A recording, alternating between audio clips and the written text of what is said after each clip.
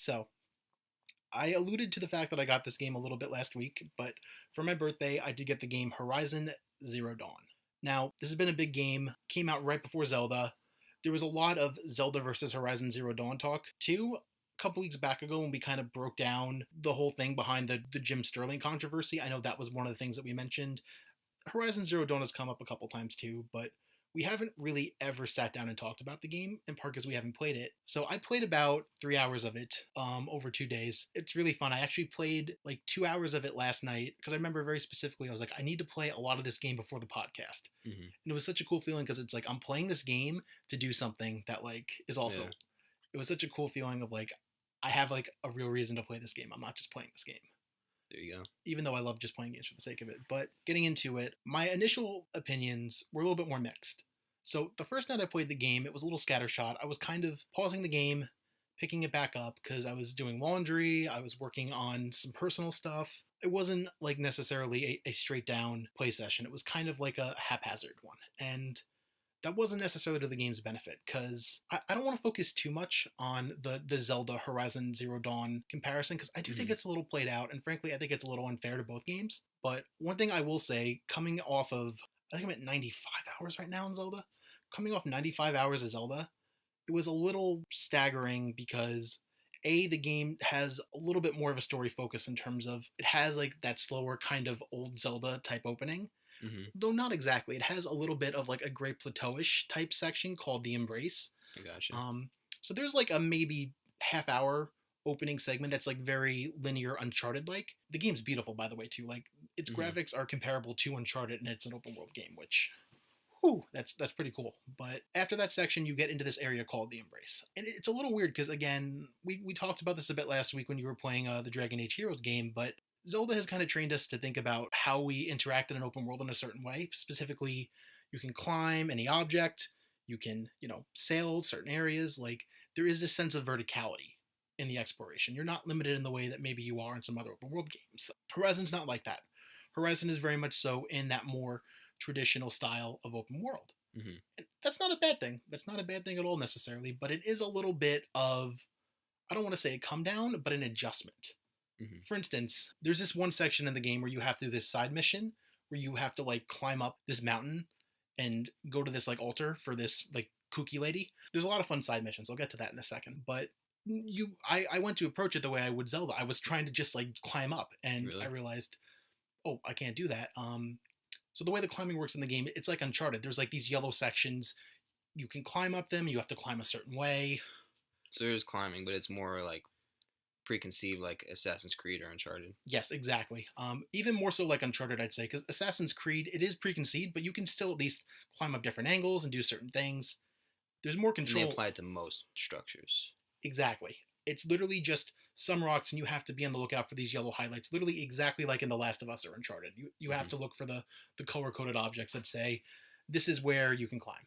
So I was doing that, and I got up to the top, and then I saw like the way I was supposed to go, and I figured, you know what, let's try climbing up the rest of this mountain. And for about a minute, I was just bumbling around, just jumping up and down as the character, trying to make this work, and I was like, wait, why am I doing this? And I was finally, it kind of settled in on me. I kind of realized it, and then right at that time, it was like crazy. Like, it was just one thing after another.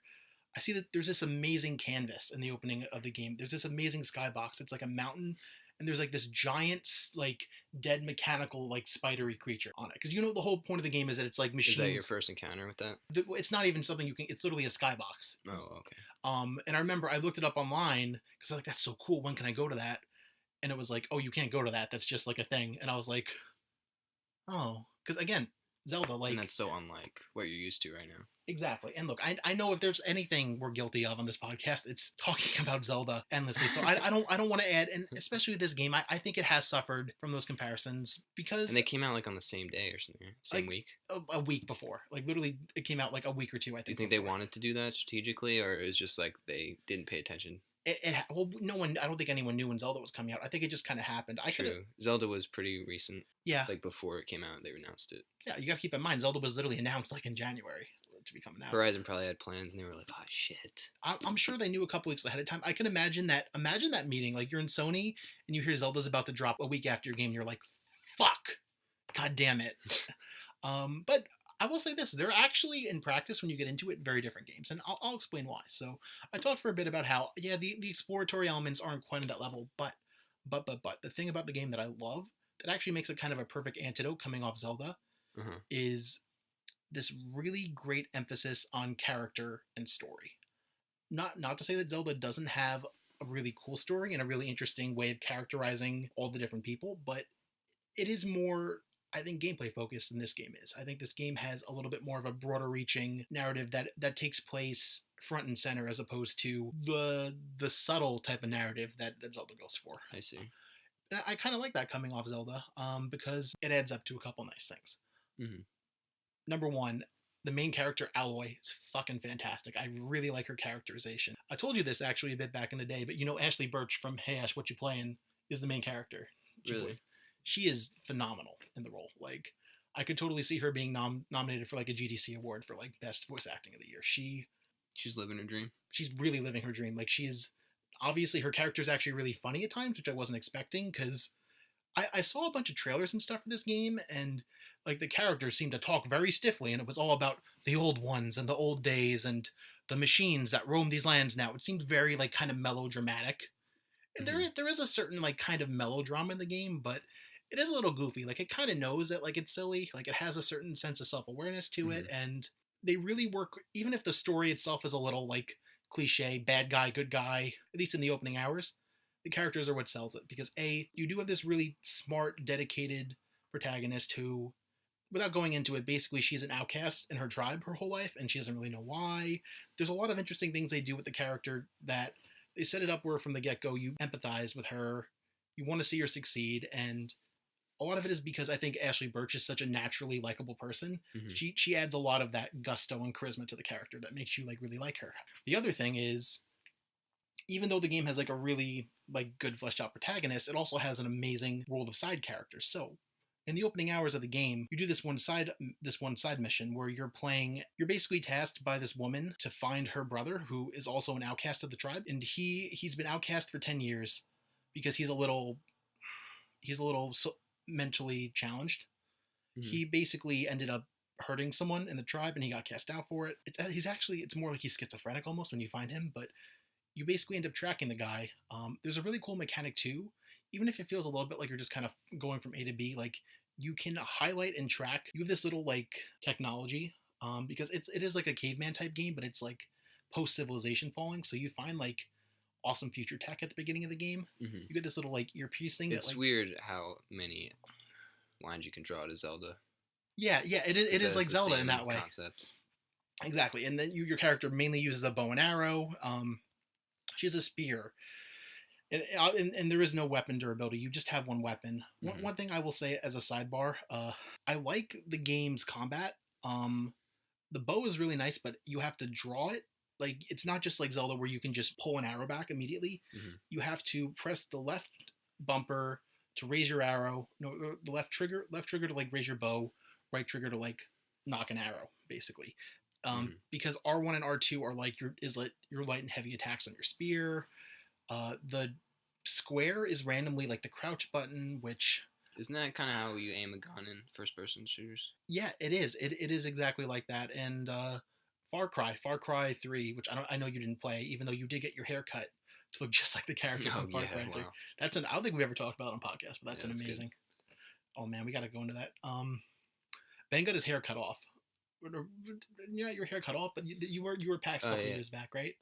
Yeah, I was at the PAX convention a few years ago when Far Cry 3 was about to come out, and they had a thing going on where if you got your head shaved in a mohawk, like it was the main enemy, right? Not the protagonist. Yeah, it was like the main enemy. The sketchy evil guy. And so I got a mohawk, and they never sent me the game. I had to badger Ubisoft and like contact them online and get them to send me the game. And then you ended up selling it for another game, right? And then they sent me a sealed Far Cry 3, and I traded it to Target to get BioShock Infinite. Although that is an amazing trade. I cannot fault you on that trade, but it was worth it. Far Cry 3 is a great game though. You should definitely play it. So I keep saying that to you, but I think maybe like once a month I say that to you. But getting back on point to this game, really fast, just kind of wrap up. Mm-hmm. I like some elements of it. Like the combat's a little clunky at times. Like crouching into stealth sometimes gets me messed up just because it's not like a an analog trigger or an analog toggle rather. You don't click down. You have to press the square button, which is like normally reload or like attack in other action games. So some of the control mapping took me a bit to get used to, but like, It's the kind of thing where if you play it for long enough, it might become second nature and really feel good. and that was exactly what was happening, particularly during getting back on track this mission. Because like I said, I was looking around for this guy, following his tracks, and you keep finding these blood spots. You think for a second, oh my god, did like the people from the tribe like get him? Did they kill him? And you end up finding it's just him, and he's like really mentally deranged. Like there's something wrong with him in the head. And his sister comes, and you're faced with this like BioWare level moral dilemma of like his sister wants to take him back to the tribe. He wants to basically like kill himself because he's like afraid that like he's gonna hurt his sister or hurt somebody. You even find him, he like mutilated a bunch of animals. Like it's a little dark, but like it does a Mm. really good job of setting up like an actual moral dilemma. And I remember up until that point, I was just kind of playing the game, and when that happened, it hit me, and I was like, oh god, like I felt like my pulse. I was like, oh man, like Mm. that really got me. And then from there, I was basically hooked, and I like that. I like that idea of a game that has maybe some of the exploratory elements that Zelda does, but it's a little bit more grounded. It's more based on your interaction with the human characters as well as these like mechanized beasts. Like later on in the game, you get the ability to control the beast. You get the ability to do stealth kills. Something I don't like about the game to wrap up real fast. So there's like an entire skill tree in the game, as well as a bunch of like mechanics. Like I said, like there's like that stealth kill.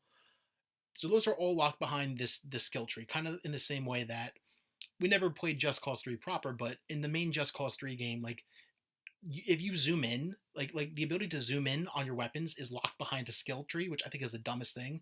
This game does the exact same thing, where like certain things that are like integral to the gameplay are locked behind a skill tree. Well, that's weird. Yeah, and then on top of that too, it never explains that there's a skill tree in the game. Like in the tutorial section, it's never like use your skills to get better at hunting things. Like there's no like It's like they couldn't think of enough things to unlock, so they just took the mechanics, blocked them behind doors. yeah, I mean, but like that's like also very standard game design. The fact that they don't even explain that it exists is like egregious to me. Because like, Yeah.